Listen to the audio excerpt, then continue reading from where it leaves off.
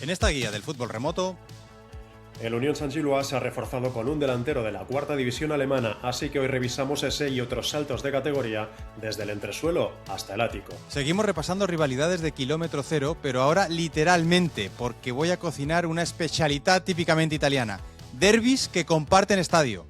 Tras reflotar al Wrexham, exploramos la nueva apuesta de Ryan Reynolds y Rob McElhenney en Colombia. Y un atlero, Iván Plaza, nos abre las puertas de su pedrada. Se ha propuesto hacerle la competencia al bueno de Steve Street. Hola, ¿cómo estáis, atleros y atleras? Bienvenidos una semana más. Atlas 74, Jordi Domínguez al pie del cañón. ¿Cómo estás? ¿Qué tal, Aitor? Muy bien. Estoy, no sé si sorprendido, alarmado, interesado. Muchas sensaciones ahora mismo pasan por mi cabeza por ese último titular que has lanzado, ese cuarto sumario en el que tenemos un atlero que se ha atrevido a ser el Steve Street español, Sí, poco señor. menos. Sí, señor, efectivamente. El Esteban Calle del Atlas para rivalizar con Steve Street, el auténtico, el original. Antes que nada, Jordi, todo bien por casa, porque la semana pasada dejamos el capítulo ahí un poquito a medias, pero todo correcto, ¿no?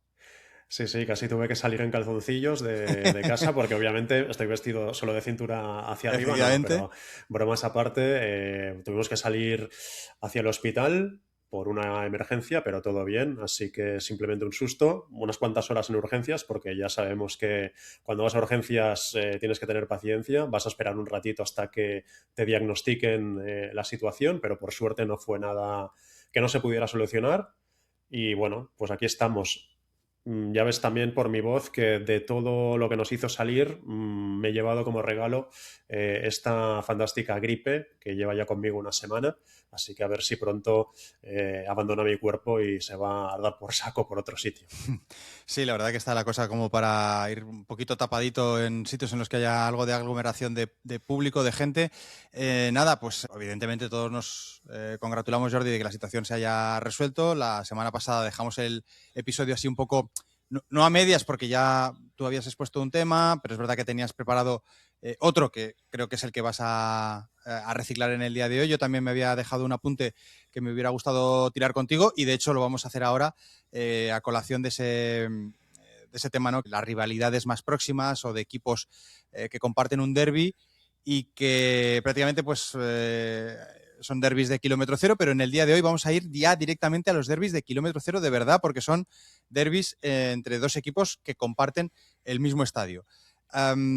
Todo ello también en semana en la que estamos a punto de acabar la AFCON, esa Copa África de Naciones, que está dejando muchas noticias. Yo creo que la semana que viene también me apetecería, Jordi, hacer una recopilación de todas ellas, claramente centralizada o capitalizada por ese aficionado de República Democrática del Congo que veía los partidos imitando o homenajeando, mejor dicho, porque no es una imitación, es un homenaje a la figura de Patrice Lumumba. Pero hay muchas más historias. Y yo creo que esas las podemos abordar, si te parece, Jordi, la semana que viene. ¿Tú quieres comenzar por dónde? Porque decíamos que te habías dejado un tema pendiente.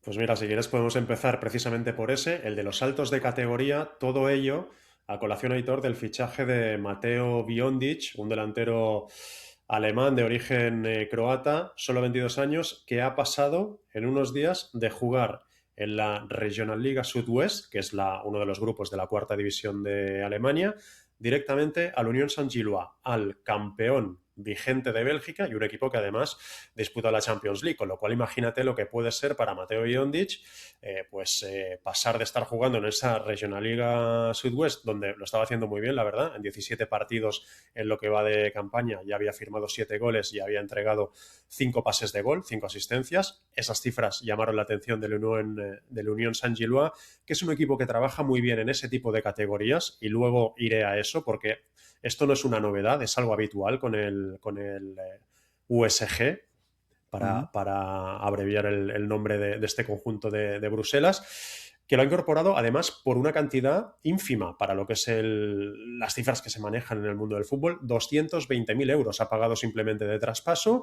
y pasa, como te digo, de jugar en cuarta división alemana a primera división belga, y ya veremos si lo inscriben también para la Champions en caso de que el Unión Saint-Gilloise progrese en esa fase liga que está disputando junto a los otros 31 mejores conjuntos del continente. Pero como te decía, el Saint-Gilloise, desde que regresó en 2021 a la máxima categoría del fútbol belga, porque estamos hablando de un equipo que es mítico dentro del fútbol de ese país, a pesar de que sus éxitos llegaron en los años 20 y 30, se pasó muchas décadas muy lejos de la élite, pero consiguió volver y lo hizo precisamente cuando recibió una inyección de dinero de Tony Bloom, que es también el dueño del Brighton and Hove Albion, y a partir de ahí empezó la recuperación del equipo que, como te digo, en 2021 asciende a Primera División. Y el caso de Biondic veremos si puede emular lo que ya ocurrió, por ejemplo, con dos casos paradigmáticos. Uno de ellos es Víctor Boniface, el delantero nigeriano, al que ficha en 2022 el Unión Saint-Gilloise,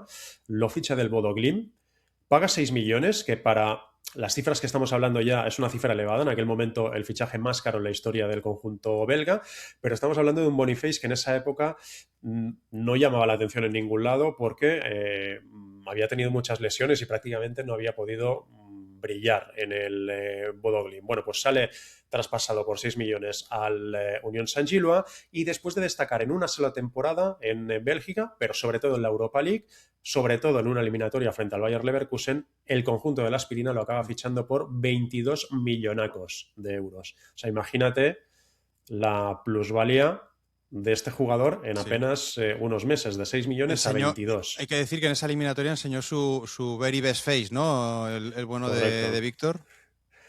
Esencialmente, y por eso acabó fichando por el cuadro de Leverkusen. Pero es que hay otro caso que es muy parecido, o podría serlo, al que te he contado para empezar, al de Mateo Biondic, que ha pasado del Eintracht Trier de la cuarta división a la Unión Saint-Gilloise. Denis Undav en 2020 llegó desde el Meppen, no era de cuarta sino de tercera, en ese momento estaba en la Bundesliga 3, así se llama creo, ¿no? La tercera categoría Sí. Sí. Jugaba en el Meppen y en el Unión Saint-Gilloise acaba brillando de tal manera que se convierte en internacional absoluto por Alemania, ficha por el Brighton, que bueno, es un club más o menos vinculado a la Unión Saint-Gilloise por 7 millones de euros, tan solo 2 años después de su llegada a Bélgica, pero es que ahora está en el Stuttgart y es un habitual de la selección alemana, con lo cual pues vemos que en el caso del cuadro belga tienen muy buen ojo a la hora de ir a categorías inferiores o a ligas muy poco seguidas o que están muy fuera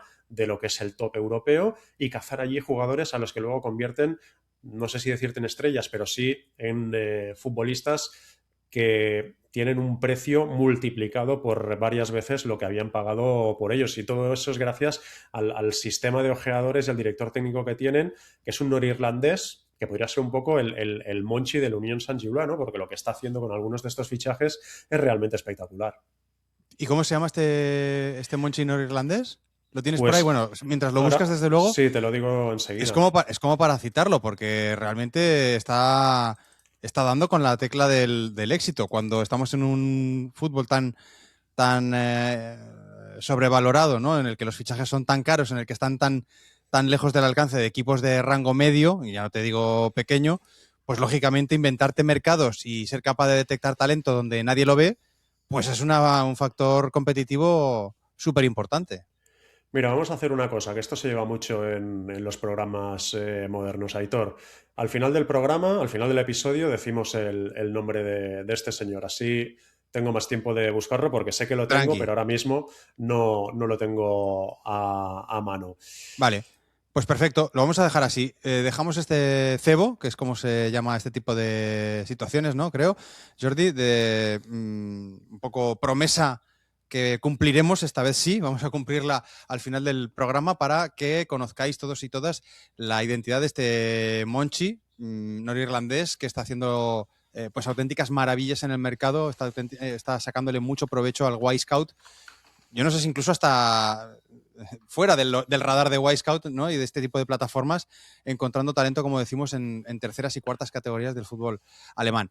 Yo os prometí al comienzo del partido, no, del programa, que íbamos a recuperar la movida esta de derbis de kilómetro cero, pero además ahora ya literalmente. Es verdad que ha habido algún amigo, ahora voy a recuperar también su identidad, que me decía, aparte de los derbis que comenté la semana pasada, Jordi, que había algún otro caso en el que había estadios muy cercanos en una misma ciudad. Me hablaba de la situación en Sofía, en la capital de Bulgaria, pero hoy he querido ser todavía más literal cuando hablo de kilómetro cero. Y ya no hay nada más literal que ir a buscar equipos que comparten el estadio. Y obviamente ahí sí que estamos ante derbis muy peculiares, en los que, como te decía antes, probablemente así, abuela pluma, lo primero que se te puede venir a la cabeza pues es el derbi de Milán, el derbi de Roma, ¿no? El derbi de Génova. Es una situación como muy italiana, ¿no? Y realmente es verdad que hay unos cuantos casos y casi todos ellos están en Italia, pero he encontrado muchos otros que o han sucedido en el pasado o siguen sucediendo en el presente y no están única y exclusivamente circunscritos al fútbol italiano, al calcio. Evidentemente, el primero, probablemente el más grande que se nos viene a la cabeza es el derbi que se vive en San Siro entre Milan e Inter. Desde el año 47 comparten estadio. Ya habíamos hablado en capítulos anteriores del Atlas, Jordi, de la Arena Civica del Parco Sempione, que es el hogar original del Inter, pero el Inter se muda después de la Segunda Guerra Mundial al estadio que originalmente ha construido el Milan, pero que pasa a ser de propiedad municipal, y entonces el Ayuntamiento de Milán dice, oye, los dos equipos de la ciudad que jueguen aquí, que jueguen en San Siro, ¿no? Con la movida esta de que unos le llaman, supuestamente le llaman San Siro, los otros, los del Inter, le llaman Giuseppe Meazza, aunque todo el mundo te entiende si dices que vas a ver un partido a San Siro, porque es el nombre del barrio, básicamente. Insisto, comparten estadio desde el año 47. He puesto el check de que hasta el día de hoy es así, pero con el interrogante de qué va a pasar en el futuro, porque ya sabes que hay varios planes abiertos, tanto de que cada uno de los dos equipos se construya un estadio. Yo, sinceramente, no sé si soy muy... No le doy mucho crédito a esa posibilidad. Me imagino que por situación económica y casi por interés, me imagino un San Siro 2.0 compartido. Sí, me los imagino siguiendo compartiendo el estadio. Pero ese mismo interrogante también lo tenemos en Roma, con el Estadio Olímpico, porque sí que parece que la Roma va bastante más en serio a la hora de construir su propio estadio independiente, separado de la Lazio, que también ha hecho también cierto acercamiento al Estadio Flaminio, que es el estadio que normalmente ha venido en los últimos años albergando los partidos de la selección italiana de rugby en el Seis Naciones. En cualquier caso, desde el año 53 comparten el Estadio Olímpico. Algo parecido sucedía, no sucede, pero sucedía en Turín. En Turín, además, con bastante historia, porque Toro y Juve han compartido el Olímpico en los últimos años, hasta 2011, pero ya habían compartido previamente Dele Alpi y anteriormente el Comunale. El Comunale, que es el nombre antiguo del actual Estadio Olímpico. Es decir, que han pasado por 3 estadios diferentes y en los 3 han ido compartiendo esa tenencia del estadio municipal, que es lo que quiere decir Comunale, ¿no? Así que el Derbi de la Mole, desde el año 63, que es cuando el Toro deja el antiguo Filadelfia y se asienta en el Comunale, hasta 2011, en el que la Juve se va del Comunale porque ya se ha reconstruido en el antiguo emplazamiento de Dele Alpi el actual Juventus Stadium, pues son prácticamente eso, 50 años de vida compartida entre Juve y Toro. Vida compartida la que tienen en Génova, y esto es en presente y creo que además en futuro, porque el plan de reforma de Luigi Ferraris, ahí nadie dice que se vaya a ir, ¿no? Ni Genoa ni Sam, pues hacen planes de alejarse del antiguo estadio de Marassi, que es como se llama el barrio, Luigi Ferraris, en memoria de un exjugador del Genoa muerto en la Primera Guerra Mundial. Y no sé si sabes, Jordi, que supongo que no, porque esto es una fricada que he descubierto en Wikipedia, pero que me ha llamado la atención. La medalla del honor que le dan a Luigi Ferraris está enterrada bajo la tribuna de la grada norte del estadio, que es donde se ubican los ultras del Genoa, ¿vale? O sea que él era jugador del Genoa, los ultras del Genoa saltan y animan a su equipo encima de la medalla al honor a este soldado, a Luigi Ferraris, que previamente había sido jugador de la entidad genoana. Así que el Genoa juega allí desde 1911 y la Sampdoria juega allí desde 1946, y antes es imposible porque antes no existía. La Sampdoria, como sabemos, es un equipo relativamente reciente, posterior a la Segunda Guerra Mundial, y fruto de la fusión de 2 equipos, el Sampierre d'Arenese y otro que se llamaba Andrea Doria, y cogieron el Samp Pierre de Arenese, las 4 primeras letras, y las juntaron con la última palabra del Andrea Doria, y de ahí sale Sampdoria. Hay otro derbi de kilómetro cero que ahora mismo no se está dando porque los dos equipos no están compartiendo categoría. Bueno, lo mismo sucede con el derbi de la Lanterna, ¿no? En Génova, pero hay quizá no es tan conocido, el hecho de que el Sassuolo no juega en Sassuolo, sino que juega en Reggio Emilia. Y claro, Reggio Emilia es la ciudad de la Reggiana, que ahora mismo está en la Serie B. El Sassuolo este año ha vuelto a Serie A, con lo cual, como te digo, son dos equipos que comparten ese Mapei Stadium Cittadel Tricolore, que es como se llama de manera completa ese emplazamiento. Es un emplazamiento bastante moderno, bastante reciente, y se llama Cittadel Tricolore porque teóricamente Reggio Emilia es la primera ciudad en la que ondeó la bandera italiana en el año 1797, ¿vale? O sea que por eso se llama la ciudad del tricolor. Ahí juega la Reggiana desde el año 95 y el Sassuolo desde el año 2013. Y ahora mismo, pues como te digo, Sassuolo, que está jugando en ese estadio también en Serie A. Esto es un poco el top 5, ¿no? Me salen, si son 1, 2, 3, 4, 5, efectivamente 5 estadios compartidos en Italia, que parece que es una especialidad, pues eso, más italiana que el calcio de Pepe. Pero hay otros estadios compartidos en diferentes países, o como mínimo los ha habido. A mí el caso que más me venía a la cabeza, por ejemplo, es el del derbi de Múnich, que es un derbi que también ya hace unos cuantos años que no se da, pero cuando el 1860 estaba en Bundesliga, pues yo recuerdo haberle visto en el Olympiastadion. E incluso ha jugado en el Allianz Arena. Yo no sé si también ahí tienes algún recuerdo, Jordi. Sí, no, porque precisamente en el 1860 jugó un central al que yo conocí en mi época de trabajando en Ibiza, a Guillermo Bayori, formado en el Mallorca, que yo lo conocí jugando en la Peña Deportiva Santa Eulalia, y fichó por el Múnich 1860, que entonces diría que estaba en Bundesliga 2, y me contaba, claro, es que era flipante porque es que jugabas en el Allianz Arena. Es verdad que obviamente no se llenaba como cuando jugaba el Bayern, pero el estadio era exactamente el mismo. Y molaba mucho, aunque no estuvieras jugando en el equipo bueno de la ciudad, pero estabas en el mismo estadio. Claro. Es que al final el estadio efectivamente se construye con un 50% de propiedad para cada uno de los dos equipos y durante los primeros años el 1860 es copropietario y además de inquilino del Allianz Arena, que al final acaba vendiendo ese 50% de la propiedad por puras deudas, pasa a ser completamente estadio del Bayern de Múnich. El Bayern de Múnich, hay que decir que a pesar de la rivalidad se ha portado bastante bien con el 1860, le ha ayudado económicamente en diferentes momentos y le permite continuar jugando en el Allianz Arena hasta 2017, que es cuando ya definitivamente el 1860, que si no me equivoco ahora mismo está en tercera división, vuelve otra vez a su estadio original en la calle Grunwalda, que es el estadio en el que ya había jugado antes de irse al Olympiastadion. O sea, ya habían compartido previamente, desde el año 1925, el estadio anterior al Olympiastadion. El Olympiastadion se crea para los Juegos Olímpicos del 72, se van los dos al Olympiastadion y luego se van los dos también al nuevo estadio que se construye para el Mundial de 2006 en la autopista, el Allianz Arena. Con lo cual es una historia, es una rivalidad que ha compartido tres estadios durante prácticamente un siglo, desde 1925, insisto, hasta 2017.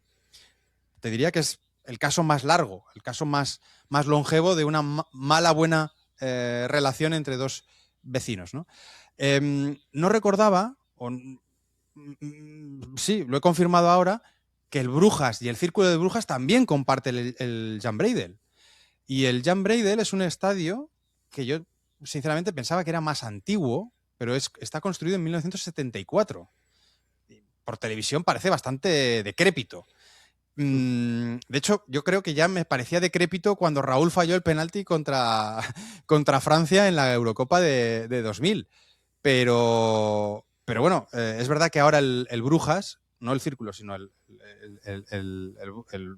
Brujas Fútbol Club, Sí, Club sí que Brujas, tiene ¿no? planes. Se llama Club Bruges. El Club Bruges, exacto, el club. Le llaman el club, pues sí que tiene planes para construir su propio estadio independiente, más grande, mucho más moderno, etcétera.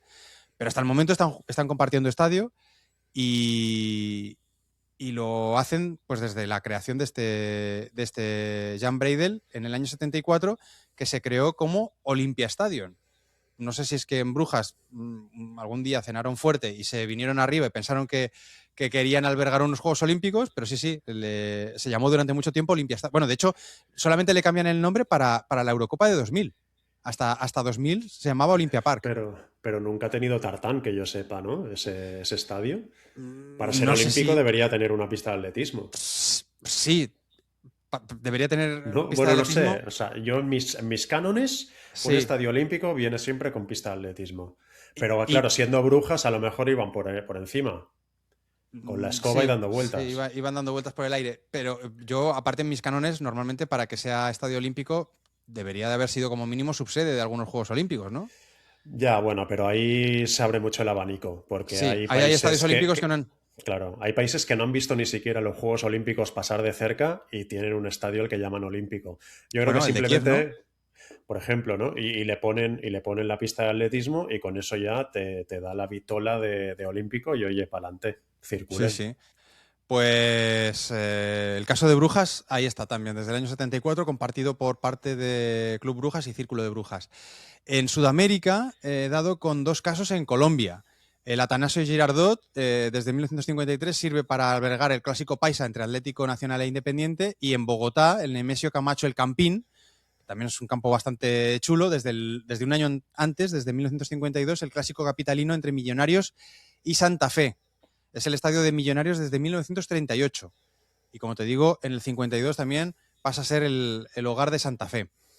En Turquía, ahora mismo no se está dando el derbi de Adana porque el Demirspor está en segunda y el Adana está en tercera, pero comparten estadio desde 1954. Primero el viejo estadio Ochak Stadium, y desde 2021 un campo nuevo, porque ya sabes que en Turquía prácticamente todas las ciudades el campo, pues eso, lo acaban de construir, y es el New Adana Stadium. Así que también comparten estadio estos dos conjuntos turcos, como sucede en Ankara, entre Gençlerbirliği y Ankaragucu. Ya pasaba antes, también, es otro caso de rivalidad que hereda la buena condición de vecindad, ¿no? Porque ya jugaban antes juntos en el mismo estadio, en el Ankara 19 de mayo, y ahora juegan en el Eriaman Stadium desde 2019. O sea que están jugando juntos desde 1936. Insisto, son rivalidades que a mí me llama la atención porque no, a lo mejor, eso, dime equipos que juegan en el mismo estadio, pues te salen los típicos de Italia, pero como te digo, he dado con otros cuantos en los que no era tan consciente. En Craiova pasa también, aunque de nuevo no se está dando esta temporada porque Universitatea y FCU de Craiova, que son los dos deudores del antiguo y mítico Craiova de los años 70 y 80, pues no están en la misma categoría. El Universitatea además lo está haciendo bien en competición europea, y en cambio el U Craiova está en tercera división. Pero los dos juegan o han jugado, porque ahora el U Craiova no está jugando, en el campo principal de la ciudad, que es el Ion Oblemenko, que es también bastante nuevo, desde de 2017. En 2021 se suma el otro equipo de la ciudad, el U Craiova, y lo comparten durante 3 años. También comparten estadio, actualmente siguen compartiendo estadio en Zúrich, el Zúrich y el Grasshoppers.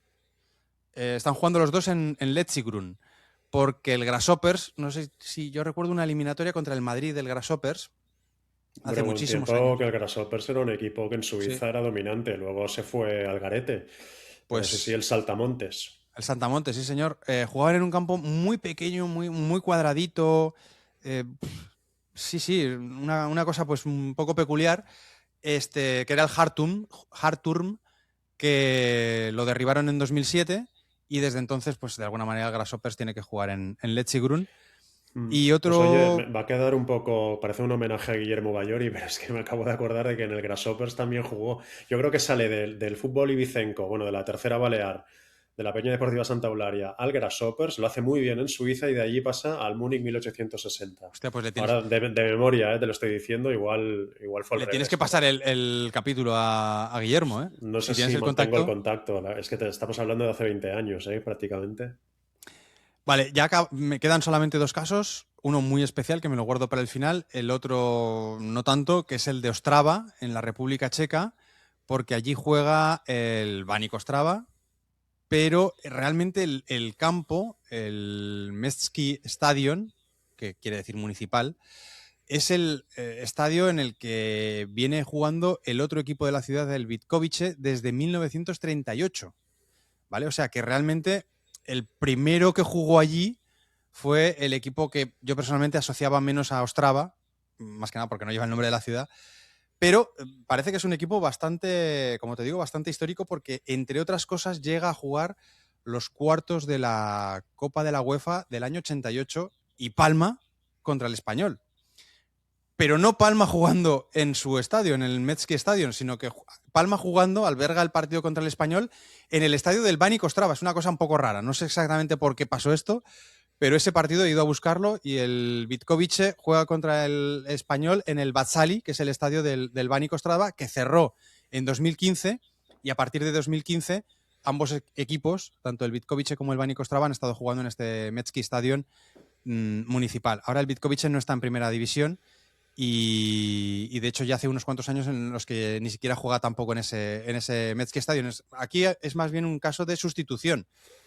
Jugaba primero el Vitkovice y ahora ha acabado jugando el otro, el Baník Ostrava, que es el equipo, diríamos, actualmente principal de la ciudad.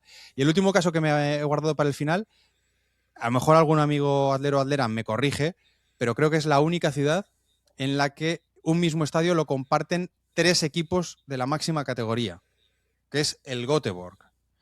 El Göteborg, el Örgryte y el Gais. Los 3 equipos de Göteborg juegan en el Gamla Ullevi. De hecho, hay un cuarto equipo en máxima categoría sueca, que es de Göteborg, que no juega en el Gamla Ullevi, que es el Häcken.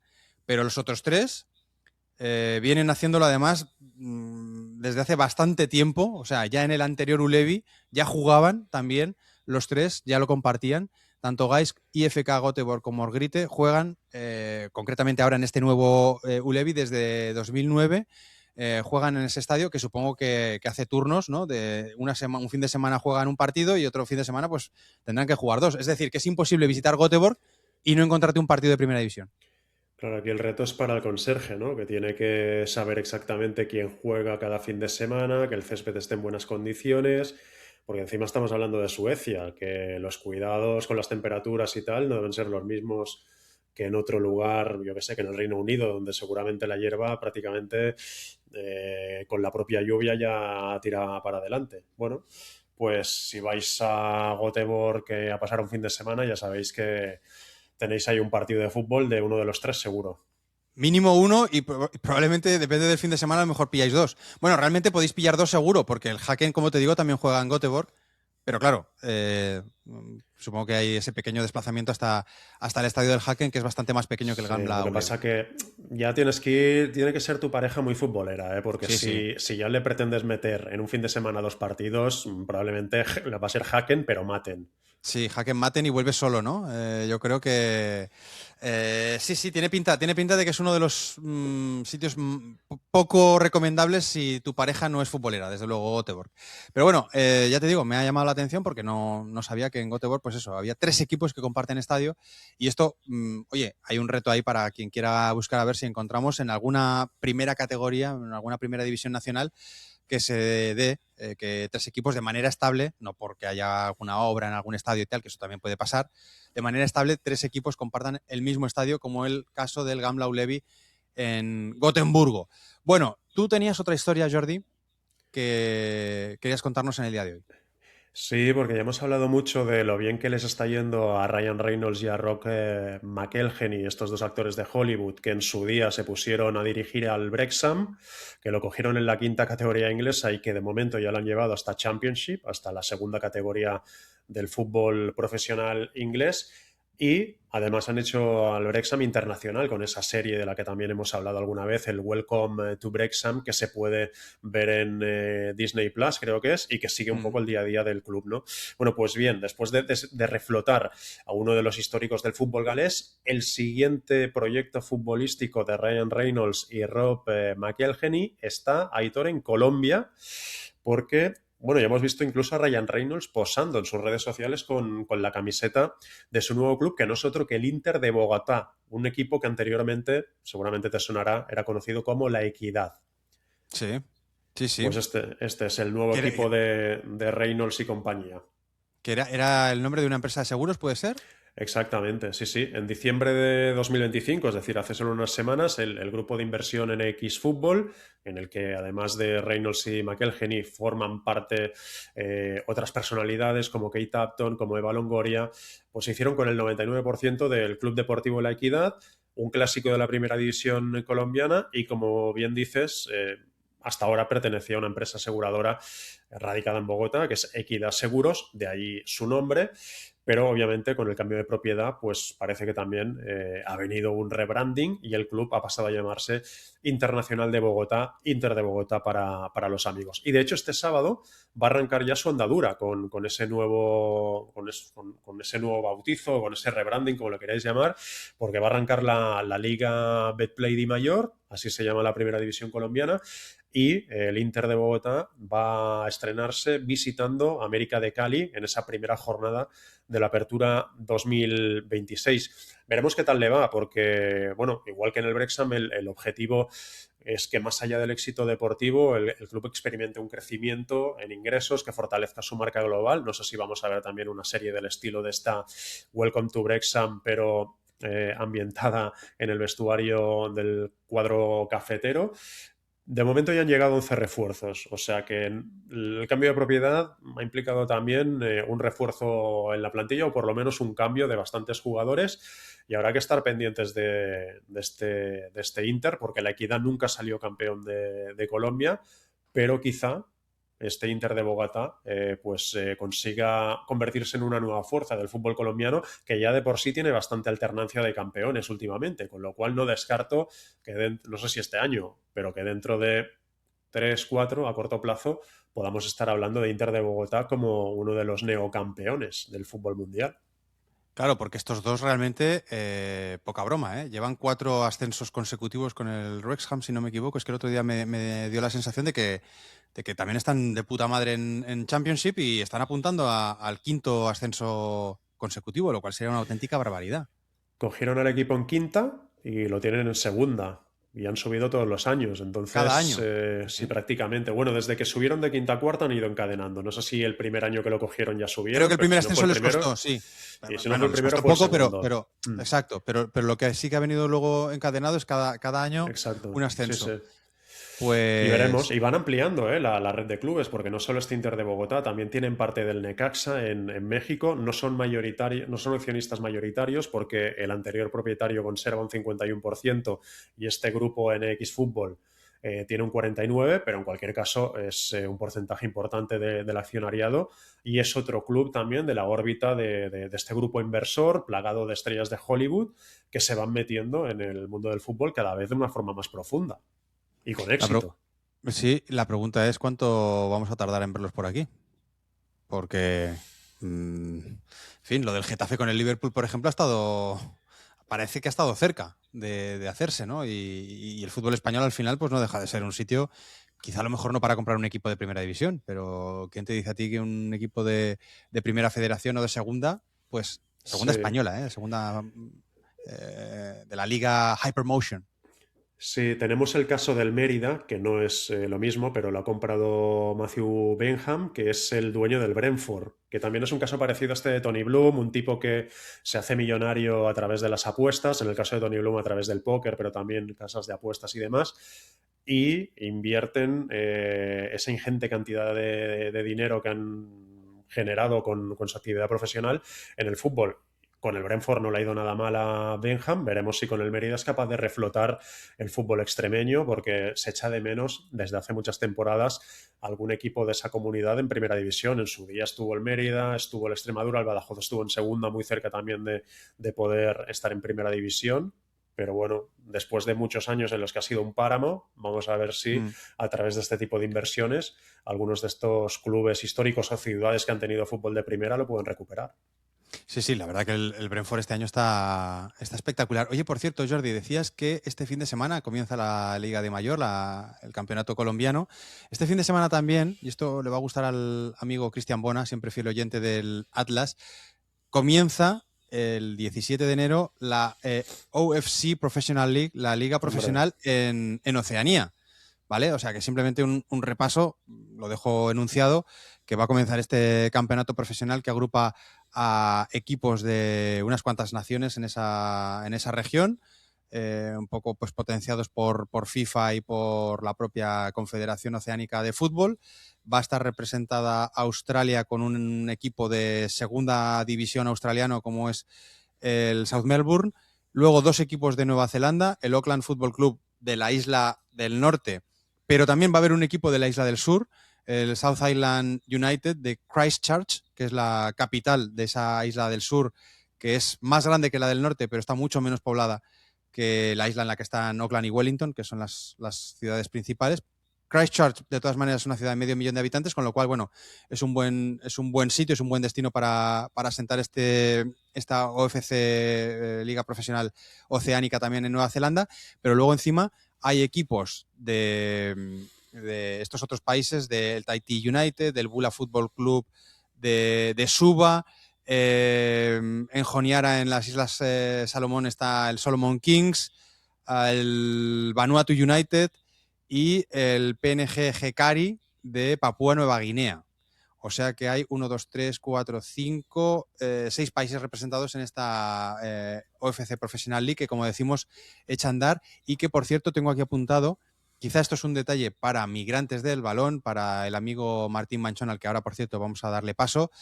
El entrenador del Tahiti United es un ciudadano de origen francés, nacido en Tahití, pero con raigambre española, Samuel García, ¿vale? O sea que a este no sé si lo podemos meter dentro del Excel de Martín, porque no es español, pero supongo que sus padres o sus abuelos sí que lo eran, y lo que no sé es cómo acabaron en Tahití. O sea, ya esto ya es la repanocha, pero imagínate, el tipo tiene 50 años porque es del 75, nació allí, nació en Tahití, pero no he conseguido acertar exactamente si son los padres o son los abuelos los que venían de España. Pero bueno, en cualquier caso es lo más parecido que tenemos a un compatriota en esta OFC Professional League. ¿Ibas a decir, Jordi? sí, que es que justo cuando has mencionado la lista de equipos que van a participar en esta primera edición, he recordado que esta tarde había leído algo que había ocurrido con uno de ellos y ahora estaba intentando recuperar la información y es que al parecer el Vanuatu United, que es una de las escuadras que va a participar en esta liga profesional de la OFC, ha anunciado a escasas horas de que esto se ponga en marcha vamos, a las puertas ya del arranque, que el entrenador y el director general del club abandonan la entidad. Eran ambos alemanes y al parecer ha habido ahí una serie de discrepancias. No sé exactamente con quién, porque al final, si se va el entrenador y el CEO, la discrepancia no sé exactamente con ¿Quién quién era. queda? ¿No? Pero por lo visto, bueno, que se ha descabezado el Vanuatu United de la noche al día. Así que vamos a ver qué implicación puede tener esto en el desarrollo de la competición para este equipo. O sea, la primera reflexión es que tan United no estaba, ¿no? No, no, Los amigos de Vanuatu no parece que no estaban tan... Bueno, en cualquier caso, como decimos, aquí un repaso muy, muy somero, muy, muy ligero sobre lo que va a ser esta OFC Professional League, que vamos a seguir también. Y seguramente, pues, oye, Cristian Bona y los buenos amigos que también os gusta el fútbol oceánico, tenéis querencia por ese fútbol, el más remoto, pues seguramente también nos vais a ir generando información, feedback, tanto en iVoox, en Spotify como en YouTube. El que nos va a dejar ahora sus apuntes habituales, Jordi, si te parece, pues es Martín, al que ya escuchamos también la semana pasada. Y esta semana, ojo, porque ha encontrado destinos poco habituales para los futbolistas españoles. Vamos con Migrantes del Balón.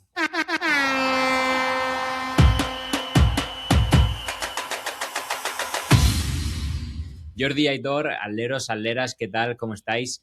Estos días estamos teniendo mucho movimiento en los banquillos y uno de los que más me ha sorprendido es el de Miguel Corral, que creo que lo mencionamos hace poco porque estaba dirigiendo al Malapurán en la Super League Kerala. Pues bien, tras su periplo en India, el gallego ha firmado por el Mochudi Center Chiefs de Botsuana. como curiosidad, decíais el otro día que el que tuviera migrantes del balón en Brasil o Argentina tendría mucho trabajo, pues efectivamente en la plantilla del Mochudi hay un argentino, Nahuel Melgarejo, y ahora también un español. El club tiene su sede en Mochudi, que es una ciudad de unos 50.000 habitantes, y llegó a ganar la Liga de Botswana en 4 ocasiones, la última en 2015, pero tuvo una mala racha a nivel económico y deportivo y bajó a segunda en 2019. Y no regresó hasta 2024, pero no por méritos deportivos, sino porque compró la plaza de un club que tuvo que renunciar a ella por motivos económicos. Miguel Corral llega al club a mitad de temporada con los Chiefs en 5ª posición, lejitos, eso sí, a 8 puntos de la primera plaza, que clasifica para la Champions de África y que ocupa actualmente el vigente campeón, el Gaborone United. Corral, que dirigió en España a nivel juvenil, luego entrenó en la primera división de Panamá, viene, como hemos comentado, de trabajar en India y ahora se marcha a África. Así que un entrenador español que va camino de conquistar los 5 continentes. Bueno, ahí está, ¿eh? Tremenda la historia de Miguel Corral. Al Sí, Mochudi hay que ser un poco verdad, caborone, ¿eh? Eso te iba a decir. A mí la verdad que el gran rival sea el Gaborone me tiene inquieto, pero bueno, oye, tirando un poco de hilo musical, Botswana Give Me Hope va a ser un poco el titular para nuestro representante en el fútbol de ese país africano. Sí, no, realmente, insisto, el primer destino es un destino muy, muy exótico al que nos lleva Martín, ya sabéis, en sus redes sociales, tanto en X como en Instagram, Migrantes Balón, con ese proyecto increíble, con muchísimo curro detrás, al que también le agradecemos, como no, que se quiera sumar cada semana aquí al Atlas. El segundo punto al que nos va a llevar es Tayikistán. Lo recalco porque en algún momento habla de Turkmenistán, creo que no, es Tayikistán y ya vas a ver que aquí hay también una historia interesante. Y si os ha sorprendido este movimiento, el siguiente no os va a dejar indiferentes porque esta semana hemos conocido la llegada de un entrenador español a Turkmenistán, el jienense Juan Cortés, que estaba dirigiendo al Real Tomayapo de Bolivia, y lo va a cambiar por el CSKA Dusanbe, que no sé si tendrá alguna relación con el CSKA Pamir, el histórico club tayiko que alcanzó la primera división de la URSS. Creo que sí, aunque estoy pendiente de confirmarlo con Juan porque hay informaciones bastante contradictorias en internet. El caso es que en la era postsoviética el CSKA Dusanbe nunca ha ganado la primera división de Tayikistán, aunque esta temporada ha quedado tercero y se ha clasificado para una competición nueva en Asia que se llama algo así como la Ruta de la Seda Cup. En ella van a competir clubes de Asia Central y va a servir para clasificar para la Champions y la Champions League 2. Juan Cortés ya dirigió en Asia, estuvo en Tailandia hace más de una década y vuelve ahora, no sé si para intentar acabar con la hegemonía del Istiklol, que ha ganado la Liga de Turkmenistán ininterrumpidamente desde 2010. Si esto pasa, bueno, pues tendremos una de las historias del año, sin ninguna duda. Bueno, si esto pasa es casi un milagro, podríamos decir, Jordi, porque al Istiklol ahí no le tose nadie y quien le tose acaba en el gulag. Lo primero, supongo que quieres referirte, Jordi, a la biodramina mental que hemos tenido que tomar todos cuando hemos escuchado ese tránsito de Bolivia a Tayikistán. Hombre, yo creo que vuelo directo no hay. Eso no, tiene que tener unas cuantas escalas.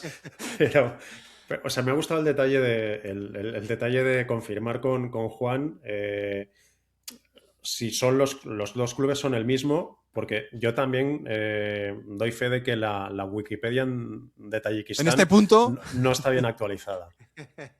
Entonces, ahí es mejor ir a las fuentes y Martín ahí yo creo que es un acierto que lo corrobore directamente con Juan porque mejor que él no lo va a saber nadie, desde luego. No. Bueno, porque seguramente él va a poder preguntárselo a quien realmente puede dar fe de cuál es la continuidad ahí en ese CSKA Pamir, CSKA Dusanbe, si es exactamente el mismo o no.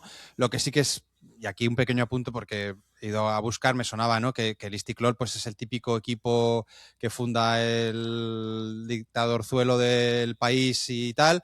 El Arkadak de turno, ¿no? Un poco Exacto, efectivamente. El Arkadak bueno, no, en realidad, cronológicamente, el Arkadak es la copia del Istiklol, ¿no? El Arkadak en Turkmenistán es lo que lleva haciendo bastante tiempo el régimen en Tayikistán, en el país de al lado, y efectivamente es así, en un país en el que el presidente del gobierno, el presidente del país, es Emomali Ramón, pero Ramón con una H intercalada. Hostia, es que cada dato es mejor que el anterior. Sí, sí, sí. Pero escucha, Emomali Ramón es presidente del país desde 1992, por la sencilla razón de que antes formaba parte de la Unión Soviética.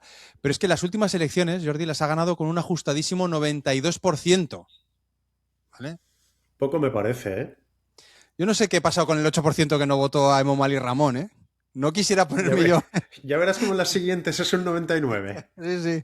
No quisiera yo meterme en la piel de ese 8%, pero bueno, Emomali Ramón. Como se entere Donald Trump y encima tengan ahí algún pozo de petróleo. Hombre, ya verás sí, tú qué poco van a tardar los helicópteros en sobrevolar el cielo de Tayikistán. Sí, sí. Pues Emomali tiene un hijo, bueno, tiene varios, pero concretamente Rustam Emomali, que es el hijo y heredero de este Emomali Ramón, pues resulta que sí, que le dio por fundar el equipo y encima jugar en él como delantero y actuar como capitán. Esto sí que es un poco ya matiz específico, ¿eh? No solamente funda el equipo, sino que encima dice que quiere jugar, juega en él hasta 2012 y a partir de ahí, pues nada, el equipo ha seguido ganando sin él. Es verdad que con una peste a contubernio arbitral, favoritismo y todo lo que tú quieras. Y nada, simplemente también por apuntar, este joven heredero, Rustam Emomali, además de ser el presidente y fundador de este equipo, del Istiklol, ahora mismo es presidente de la Asamblea Nacional de Tayikistán, alcalde de Dushanbe, presidente de la Federación de Fútbol, joder, hostia, le da el día, jefe de la Agencia Anticorrupción. Yo creo que ahí poco tiempo debe de pasar. La Agencia Anticorrupción tampoco vamos a ponernos muy... Va poniendo sellos y... Claro, ya está. Y jefe de la Agencia de Supervisión Financiera del Estado, que también vete tú a ver lo que supervisa financieramente, pero bueno, bien. Además de que no tiene experiencia militar, pero ostenta el rango de general de división, Major General, según la Wikipedia. Vale. Al tío los días le cunden, ¿eh? O hace ver que le cunden, que eso también es una cosa que hay gente que lo sabe hacer muy bien. Sí, sí. Pero sí, bueno, tiene una acumulación de cargos. Si por todos tiene sueldo, para hacer la declaración de la renta tiene que ser un espectáculo. Sí, sí, sí. Bueno, pues ahí pero tiene bueno, como lleva la agencia... Pues como tiene la Agencia Anticorrupción y el de Supervisión Financiera del Estado, pues todo queda un poco ahí. Bien, pues nada, este es un pequeño apunte que se nos ha venido aquí a la cabeza con el rollo de Tayikistán. Mucha suerte también a Juan Cortés, pero como decimos, oye, si no ganas la Liga, pues chico, no creo yo que te lo vayan a exigir, porque el Istiklol es que no hay quien le tosa en los últimos década y media. Y también te digo, si llega ajustadita a final de temporada, que se informe bien de las consecuencias de ganarla. No vaya a ser que tengamos que hacer un crowdfunding aquí en el Atlas para ir a buscarle, ¿eh? A ver si va a tener que salir corriendo por la ruta de la Seda Cup esa que ha dicho. Que también, competición interesante esa, ¿eh? Sí, hay que investigar más a fondo esa ruta de la Seda Cup porque yo me he quedado... Silk Wake Up, Jordi. Silk Wake Up. Solamente te digo que tiene página en la Wikipedia, con lo cual en próximas semanas, amigos y amigas, en próximos Atlas hablaremos de la Silk Wake Up, pero no será hoy porque no acabamos con Martín. Martín acaba con la sección en el día de hoy, en este capítulo del Atlas número 74, viajando a Tailandia. Y ya que he mencionado Tailandia, me voy a quedar allí para situar a un futbolista al que muchos le habrán perdido la pista, Edgar Méndez, ex de Alavés, Almería, Betis o Granada. Edgar está disputando la primera división de Tailandia con el Prachuap, que es un club modesto, y a sus 36 años está en muy buena forma, porque lleva 6 goles en 10 partidos esta temporada y los 2 últimos el pasado fin de semana para sellar la remontada ante el Chiang Rai y conseguir la primera victoria de su equipo en Liga desde el pasado mes de noviembre. Perdían 0-2, acabaron ganando 3-2 con sendos goles de Edgar Méndez en el 82 y en el 89. El caso es que el español fue héroe y villano porque acabó siendo expulsado por darle un cabezazo a un rival en el descuento. Había visto la primera amarilla por quitarse la camiseta en la celebración del 3-2 y el árbitro le sacó la segunda, pero tras revisarlo en el VAR le retiró esta segunda amarilla y le sacó la roja directa. Hubo un momento en el que Edgar creía que iba a continuar en el campo porque le quitaban la amarilla, pero mientras estaba dándole las gracias al árbitro, le sacó la roja directa. Así que Edgar Méndez, que está, como digo, en un buen momento de forma, pero tendrá que perderse el próximo partido del Prachuap por esta expulsión tardía. Prachop contra Chiang Rai, que yo pensaba que el Chiang Rai jugaba en China, pero se ve que debe de haber otro en No. Tailandia. Por cierto, ¿sabes quién está jugando también en Tailandia? Un amigo del Atlas, Rubén Sánchez, al que entrevistamos en su día ¿Sí? cuando estaba en Uzbekistán, ha Hostia, fichado pues, por el Buriram United. coño, pues ha mejorado, ¿eh? Porque Sí, además sí, la sí. ciudad en la que jugaba Rubén tenía pinta de ser cualquier cosa menos bonita, ¿te acuerdas? Bueno, 3 años llevaba ahí, estaba en la Sí. Gemka de... ¿Cómo se llamaba la ciudad? Espérate, ya te lo diré. Olmalik, ¿no? Ol Malik, sí, Es- pero que tenía tenía unas minas allí súper contaminantes, era una de las ciudades más contaminadas del mundo. Hombre, pues yo creo en fin, que ha salido ganando con el cambio, pues obviamente le mandamos también un abrazo. Estará también en el Excel de Martín Manchón, al que ya sabéis que si no seguís, debéis seguirlo en Migrantes Balón. Y ya para acabar, Jordi, había hecho no un spoiler, sino un cebo. Tú habías hecho Ah, otro. ¿Quieres rematar el tuyo antes de que yo remate el mío? venga, sí, sí, tenía que daros el nombre del director deportivo, un poco el Monchi del Unión Saint-Gilloise, Chris O'Loughlin se llama. Yo he dicho que era norirlandés porque cuando hablas de memoria pasan estas cosas. Es nacido en Limerick, que es República de Irlanda, pero es verdad que él como futbolista juega en el Cliftonville, en el Larne, así que pasó por Irlanda del Norte y seguramente eso es lo que me había despistado. Pero bueno, en cualquier caso, este irlandés que lleva Hombre, desde Jordi, 2019... tampoco No, hombre, te fustigues. El no tío me, no no nació en me, Toledo. no me flagelo, pero bueno, hay dos Irlandas, vamos a decir Vale, vale, bien venga. de cuál realmente procede. Y nada, que este es el tipo que está teniendo unos aciertos tremendos con los fichajes del conjunto belga y además le está yendo muy bien al Unión Saint-Gilloise, que es el vigente campeón de Bélgica y está reverdeciendo laureles realmente. Chris O'Loughlin, ¿has dicho? Sí, o Loughlin, o sea, Ah, o O'Loughlin. Loughlin, Vale, sí, sí, sí. sí, vale, vale, ok. Pues no nos extrañará verle en breve tiempo probablemente en la Premier, ¿no? Por ese tránsito bastante Claro, directo que hay entre Unión Saint-Gilloise y Brighton. Y además Brighton sí. siendo un sitio en el que ¿no? Les gusta apostar por este tipo de figuras que luego Sí, acaban en el Chelsea. es verdad que el Brighton ha tenido que cortar los lazos con el Unión Saint-Gilloise porque si no, no hubieran podido competir los dos en Europa League cuando coincidieron. Pero eso es evidente que hay un hilo conductor, un cordón umbilical, como le quieras llamar, entre estos dos conjuntos, más allá de que por reglamento UEFA no pueda ser tal cual. De hecho, Tony Bloom ya no es accionista, pero dejó allí a su socio con el que llegó, Claro. Alex Mucio, que sigue siendo el presidente. Sí, sí, Con lo sí. cual, bueno, sí, o sea, ese es el trasvase más evidente que podría haber para este señor, para Chris O'Loughlin, si salta de Bélgica, pues a la Premier, por ejemplo. Claro. Pues bueno, lo estaremos siguiendo. Ahora ya tenemos también en nuestro mapa mental del Atlas a este O'Loughlin, que ya sabéis que no es norirlandés, aunque jugó en Irlanda del Norte, pero es ciudadano de la República de Irlanda. Ciudadano, no sé de dónde exactamente, pero diría que es español y nos ha escrito un mensaje, concretamente a mí me escribió un mensaje Iván Plaza. Nos escucha, Jordi, nos escucha en el Atlas y le gustó la movida que tiene montada Steve Street en su casa con su Excel maravilloso y dice, oye, pues yo también quiero. Y ha protagonizado, creo que entre otras cosas pienso que es español porque ha protagonizado eso tan español de agárrame un cubata, ¿no? ¿Cómo que no hay huevos a mejorar lo de Steve Street? Pues allá que voy yo. Y en estas vacaciones de Navidad que Iván ha debido tener tiempo libre, pues se ha liado la manta a la cabeza. Nos lo cuenta el propio Iván, al que le pedí que me mandara un audio, y lo ha hecho. Nos ha mandado un audio, lo ha recortado un poco, y esto es un poco lo primero que nos dice para presentar la pedrada monumental que le ha tenido ocupado durante estas Navidades. Hola Hitor, ¿qué tal? Pues a ver, como te comentaba en el mensaje, estuve mirando en la página de Steve a ver si había un campeón del mundo de estos oficiosos que hay en esa página, en esa lista, a ver si lo había a nivel de selecciones. Y sí que hay una donde ahora mismo el actual campeón o defensora del título sería Turquía, ¿vale? Pero esta clasificación solo utiliza los resultados de los mundiales o de las fases clasificatorias de las Copas del Mundo, ¿vale? Entonces yo me propuse y dije, vamos a jugar. Digo, ¿y si usáramos los mismos parámetros que utiliza en la clasificación de clubes para sacar el actual campeón del mundo a nivel de selecciones? Pues eso es lo que he hecho. A ver, el primer torneo considerado oficialmente más antiguo sería la Copa América de 1916, ¿vale?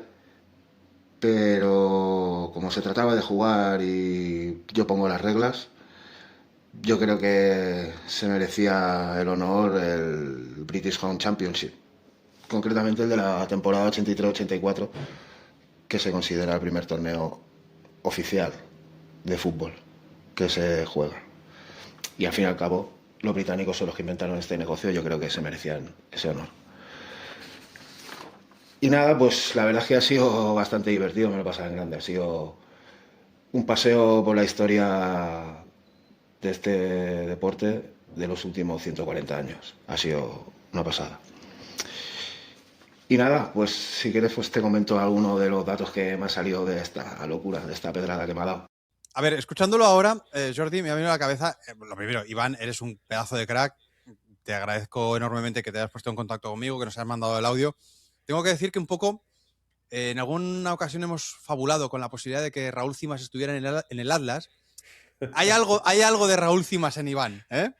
La manera de contar es que me hace gracia porque el tío, claro, se le ha liado la manta a la cabeza. Se ha liado la manta a la cabeza, él pone las reglas, como decía él, y no satisfecho con ir a buscar la primera edición de la Copa América, pues va a buscar mucho más atrás, la temporada 83-84, que es 1883-1884 del British Home Championship.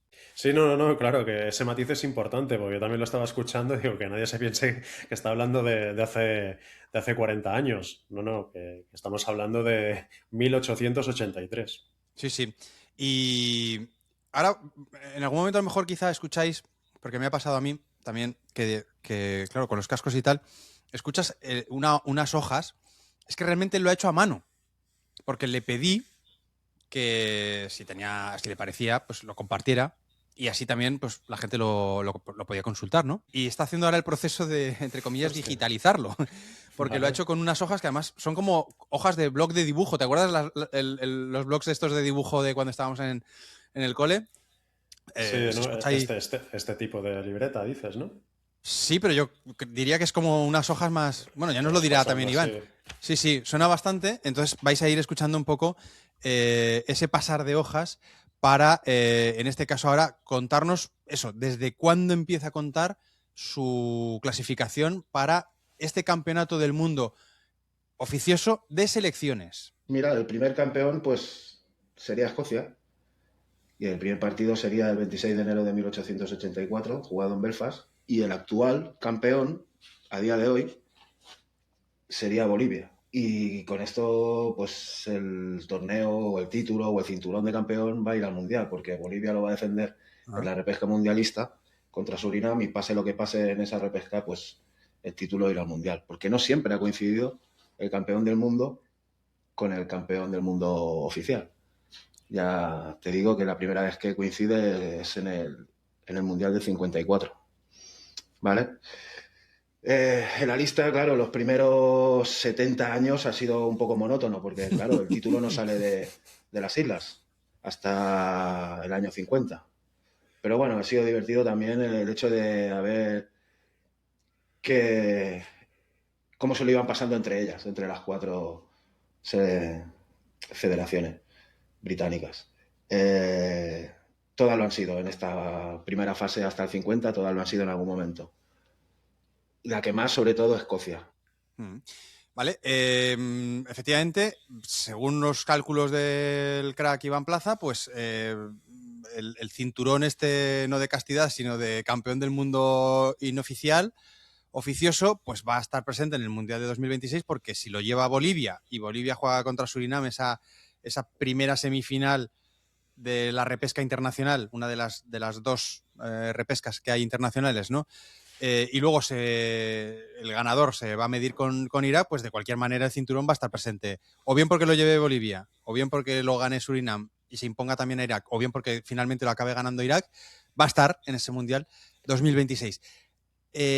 Iván nos cuenta ahora cuándo fue el primer Mundial, ya nos lo ha dicho, en Brasil 1950, pero en qué condiciones llega y cuándo ha vuelto a aparecer este cinturón del que nadie tenía constancia, hasta que Iván nos ha puesto estas navidades, en la Copa del Mundo real, en la Copa del Mundo oficial de la FIFA. El título entra en el primer mundial, entra en el 50, que lo lleva Inglaterra cuando deciden de volver a ser amigos de FIFA, ¿vale? Y aquí ya en ese primer mundial hace un giro de estos divertidos, porque Inglaterra lo defiende en el primer partido contra Chile, pero lo pierde contra Estados Unidos en el siguiente partido. Claro. Y Chile se lo gana a Estados Unidos y ahí se queda. Ya por ahí ya sigue el título fuera del Mundial. Pero vuelve al Mundial de 54, como te he dicho antes, y coincide en ese Mundial que es Alemania campeona del mundo oficial y oficiosa, ¿vale? Me han salido 611 partidos. Algunos de los campeones menos mainstream, o supongo que están más abajo en la clasificación FIFA, de los que me ha sorprendido, el primer nombre que me crucé fue Finlandia, que lo ha sido en algún momento. Finlandia, mira, lo fue el 9 de septiembre del 87 en una clasificación para la Euro del 88, ganando 3-0 a Checoslovaquia en Helsinki. Lo traía defendiendo el título hasta ahí Checoslovaquia. Y otros, pues Albania lo ha sido en algún momento, Georgia, no sé, Eslovenia, Polonia, Rumanía, incluso hasta Irlanda, República de Irlanda lo ha sido en un momento. Que lo fue, lo tengo por aquí, el 8 de noviembre de 2015, en un partido de clasificación para la Euro de 2016, que le ganó a Alemania 1-0 en Dublín. Es que está bien argumentado, porque dice, pues mira, el 9 de septiembre del 88, en un Finlandia-Checoslovaquia. Es que sabes qué me pasa, Hitor? Que es que llevo un rato ya, que desde que has dicho lo de Raúl Cimas, Es que es así. Joder. mientras le escucho, solo, o sea, me imagino a Raúl Cimas, tío, haciendo este repaso, Claro. y estaba esperando el momento en el que fuera campeón del mundo oficioso los franceses. Los fachutes, ¿no? Sí, pues tremendo el curro de Iván, que entre todos esos países, lógicamente, también se ha colado España. Esto luego lo cuenta, pero lo recorto porque es que si no nos iríamos un poco de tiempo. Pero España, la primera vez que se proclama campeona oficiosa del mundo, según esta clasificación de Iván, que es yo creo que la más exhaustiva que se puede hacer, fue precisamente en el partido de clasificación para el Mundial de Estados Unidos 94, en aquel mítico partido contra Dinamarca en Sánchez-Pizjuán, con el gol de Hierro, la expulsión de Zubi, la aparición de Cañete y todo aquello. Pues en ese mismo partido no éramos conscientes, lógicamente, pero porque no lo hemos sido hasta ahora mismo, que Dinamarca era la vigente campeona oficiosa y que España pues le roba el cinturón o la vitola o el campeonato.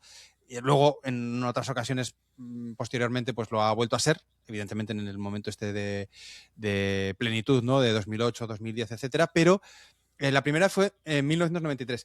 Y ahora ya sí que acabamos, porque hace también otro repaso a selecciones, aparte de la zona Conmebol y africana, selecciones también poco habituales, selecciones exóticas que también en algún momento han aparecido en su listado. De la Conmebol casi todos han sido en algún momento campeones, y Estados Unidos y México también, incluso Venezuela ha sido campeona en algún momento. Mira, ahora tengo por aquí delante en el 2013 y estoy viendo a Venezuela, que se le ganó a Colombia en una clasificación para el Mundial de 2014, el 26 de marzo de 2013, y lo mantiene lo defiende a la siguiente, empata en la paz contra Bolivia, pero luego se lo quita a Uruguay.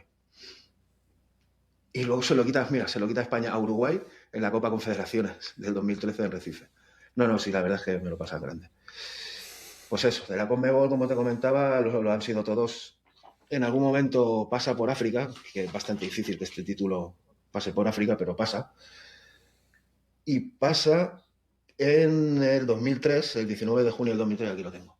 En Saint-Denis, Camerún le gana a Brasil 0-1. Y Camerún lo defiende 4 partidos más lo tiene Camerún, que lo pierde contra Francia el 29 de junio del 2003 en Saint-Denis, en esa Copa Confederaciones.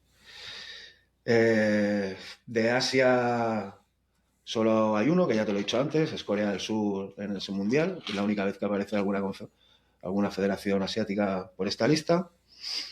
Y de Oceanía, ninguna. De Oceanía solo aparece Nueva Zelanda, es aspirante en el Mundial del 82 contra Brasil. En el Mundial del 82 en ese momento lo tiene Brasil, el título o el cinturón o la vitola o como queramos llamarle, y aparece como aspirante, que Brasil lo defiende y le gana 4-0 a Nueva Zelanda. Ha sido, ya te digo, muy divertido y un viaje por 140 años de historia de fútbol. Y pendiente de ese Bolivia-Surinam del 26 de marzo del 2026, que ahí se decidirá si sigue Bolivia, si lo gana Surinam y bueno, ya ver lo que pasa con el título en el Mundial. Bueno, Jordi, yo creo que sinceramente el súper con más razón que hemos escuchado se lo tenemos que dedicar a Iván Plaza. Súper curro. Súper atlero, y mil gracias, Iván, por compartirlo, porque es un curro monumental que ya os digo que cuando Iván nos lo facilite o me lo comparta, lo subiré también a brazaletenegro.com para que todo aquel que quiera consultarlo pues lo pueda hacer. Como hacemos también con el caso de Steve Street, si encontramos algún fallito, pues se lo comunicaremos también a Iván, obviamente.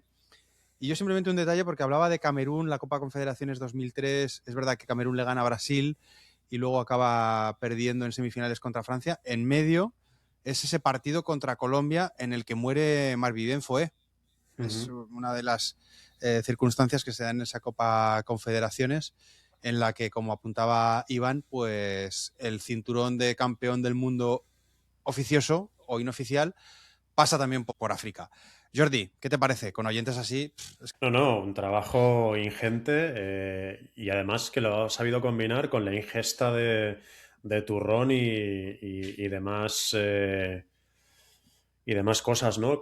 Más ágapes navideños, ¿no? Sí. Ya a esta hora de la noche ya empiezo a estar yo un poquito pastoso, ¿no? Como si fuera un polvorón. Hombre, si acabas de salir de la gripe también lo entendemos, porque, en fin, eso también tiene su peaje en forma de fiebre.